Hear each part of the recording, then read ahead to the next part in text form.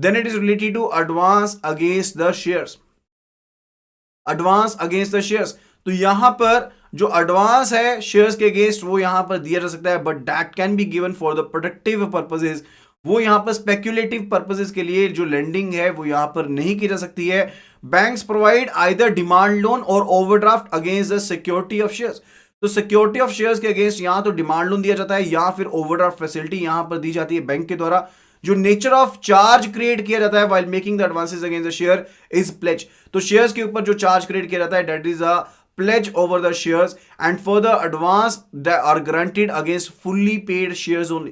जो सिर्फ और सिर्फ फुली पेड शेयर्स हैं उनके अगेंस्ट यहां पर एडवांस दिया जाता है। पार्टली पेड शेयर्स के अगेंस्ट यहां पर कोई भी लेंडिंग नहीं की जाएगी। That is related to shares. अब शेयर्स के केस में वॉलेटिलिटी काफी ज्यादा रहती है, यानी कि प्राइस फ्लक्चुएट होते रहते हैं, तो यहां पर एप्रोप्रिएट मार्जिन को मेंटेन करना काफी ज्यादा जरूरी बन जाता है। एंड फर्दर जो शेयर्स होने चाहिए those must be quoted on a recognised stock exchange, जैसे कि नेशनल स्टॉक एक्सचेंज है, बॉम्बे स्टॉक एक्सचेंज है, उनके ऊपर यहां पर लिस्टिंग होनी चाहिए। And further no loan can be given against shares of the private limited company. Private limited company के शेयर्स के अगेंस्ट कोई भी लेंडिंग यहां पर नहीं की जाएगी। Then it is related to statutory limit on share holding in company. तो बैंक्स के ऊपर यहां पर एक स्टैट्यूटरी लिमिट है कि वो यहां पर किसी कंपनी के शेयर्स को होल्ड नहीं कर सकते, whether as a pledgee, whether as a mortgagee और एब्सोल्यूट ओनर। वो यहां पर एक लिमिट से ज्यादा यहां पर किसी कंपनी के शेयर्स को होल्ड नहीं कर सकते। What is that limit? Of the amount exceeding 30% of the paid up capital of that company.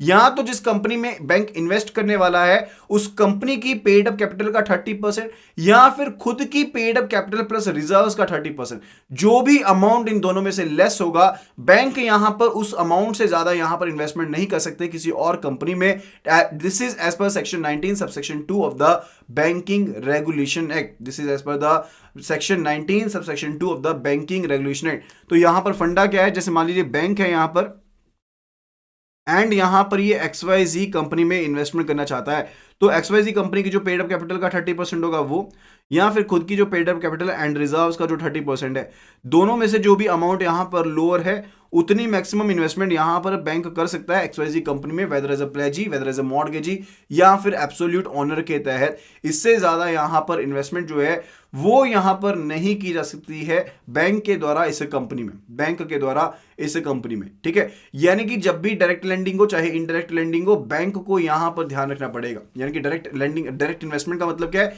कि जब बैंक जो है कैपिटल मार्केट से डायरेक्टली XYZ कंपनी के शेयर्स को परचेज कर रहा है, वो चीज हो गई।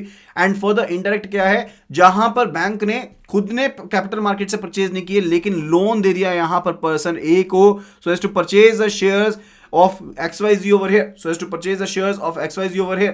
तो यहां पर ये इनडायरेक्ट इन्वेस्टमेंट होगी, तो यहां पर ओवरऑल रिस्ट्रिक्शन लगा दी गई है to the 30% of the paid up capital of that company और 30% of the paid up capital और रिजर्व ऑफ इटसेल्फ। जो भी दोनों में से लेस होगा उससे ज्यादा यहां पर इन्वेस्टमेंट जो है बैंक वो यहां पर दूसरी कंपनी में नहीं कर सकता। Is that clear?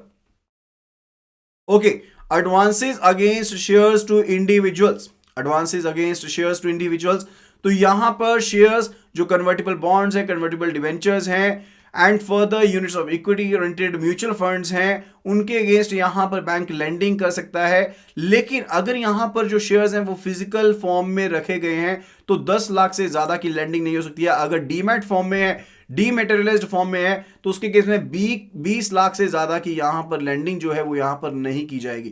तो उसके केस में 20 लाख से ज्यादा की जो लेंडिंग है वो यहां पर नहीं की जाएगी। Then it is related to financing of IPOs, then it is related to financing of IPO यानी कि इनिशियल पब्लिक ऑफरिंग। अब इनिशियल पब्लिक ऑफरिंग रहती है जब कंपनी पहली बार यहां पर मार्केट में अपना शेयर निकालने जा रही है, उसको हम IPO कहते हैं। तो यहां पर बैंक यहां पर इंडिविजुअल्स को IPO को सब्सक्राइब करने के लिए भी एडवांसेस कर सकती है। IPOs को एडवांस सब्सक्राइब करने के लिए भी यहां पर जो बैंक है वो यहां पर शेयर होल्डर यहां पर इंडिविजुअल्स को लेंडिंग कर सकती है।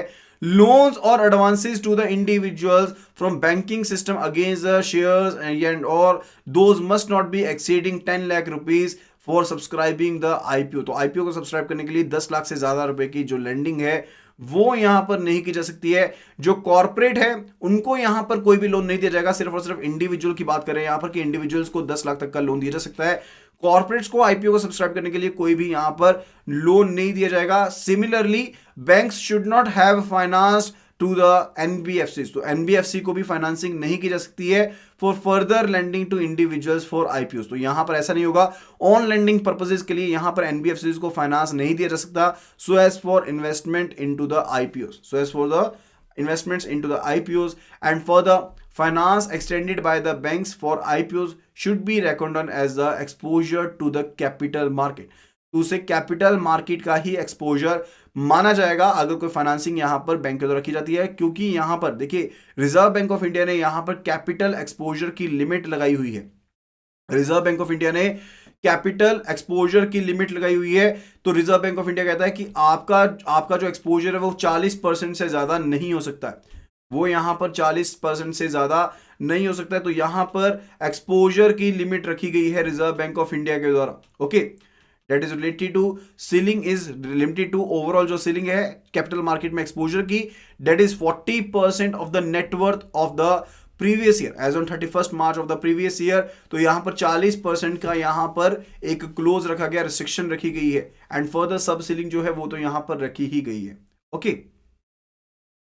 तो यहां पर बैंक फाइनेंस की बात कर लेते हैं। Bank finance to assist employees to buy shares of their own companies.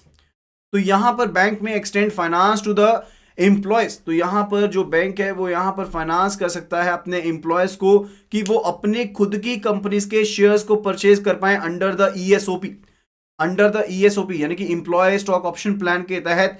अगर यहां पर एम्प्लॉय जो है वो अपनी कंपनी के शेयर परचेज करना चाहते हैं तो उसके लिए यहां पर बैंक जो है उनको लैंडिंग कर सकते हैं।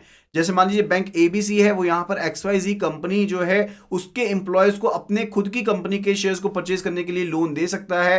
एंड फर्दर यहां पर ईएसओपी का अगर कोटा रहता है under IPO to the extent of 90% या 20 लाख तक का जो भी अमाउंट होगा, जो भी यहां पर इसमें से लोअर अमाउंट होगा उतनी यहां पर लैंडिंग की जा सकती है बाय द बैंक, उतनी यहां पर लैंडिंग यहां पर की जा सकती है by the bank. So finance extended by the banks for ESOP purposes to the employees quota under the IPO would be treated as an exposure to the capital market। तो वो भी यहाँ पर कैपिटल मार्केट का exposure माना जाएगा। And जैसे मैं आपको ऑलरेडी बताया कि रिजर्व बैंक ऑफ इंडिया ने एक ओवरऑल सीलिंग लगाई हुई है कि यहाँ पर बैंक्स की डायरेक्ट या फिर इनडायरेक्ट जो एक्सपोजर है वो यहाँ पर 40% of the net worth of the as per the 31 March of previous year, उससे ज्यादा यहाँ पर नहीं होना चाहिए। Then it is related to advances against shares and stock brokers and market makers।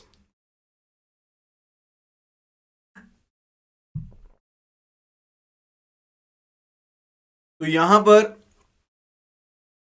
पर एडवांसेस जो हैं वो यहां पर अगेंस्ट शेयर्स दिए जा सकते हैं स्टॉक ब्रोकर्स को या फिर मार्केट मेकर्स को।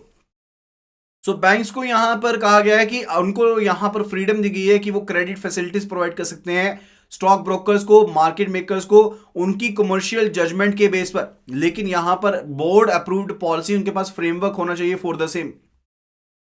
तो यहां पर जो बोर्ड है वो यहां पर लिमिट्स को फिक्स कर देगा, वो यहां पर लिमिट्स को फिक्स कर देगा कि ओवरऑल जो 40% की सीलिंग लिमिट है उसके बीच में सब सीलिंग यहां पर एक फिक्स कर देगा कि यहां पर स्टॉक ब्रोकर्स को, मार्केट मेकर्स को कितनी लैंडिंग की जा सकती है।